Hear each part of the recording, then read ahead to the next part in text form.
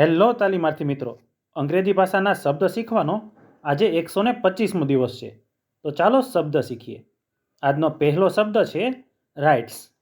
તેનો સ્પેલિંગ છે RIGHTS. Rights એટલે અધિકારો.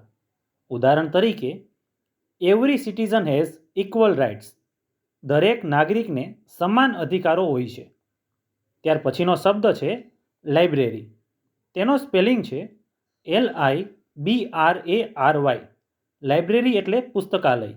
ઉદાહરણ તરીકે, C studies in the library. તે પુસ્તકાલયમાં ભણે છે.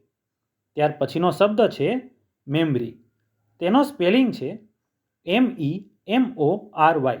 મેમરી એટલે યાદ અથવા તો સ્મૃતિ. ઉદાહરણ તરીકે, he has a sharp memory. તેની સ્મૃતિ તેજ છે. ત્યાર પછીનો શબ્દ છે સિટીઝન.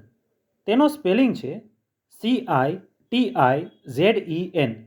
સિટીઝન એટલે નાગરિક. ઉદાહરણ તરીકે, a good citizen follows the law. સારો નાગરિક કાયદાનું પાલન કરે છે.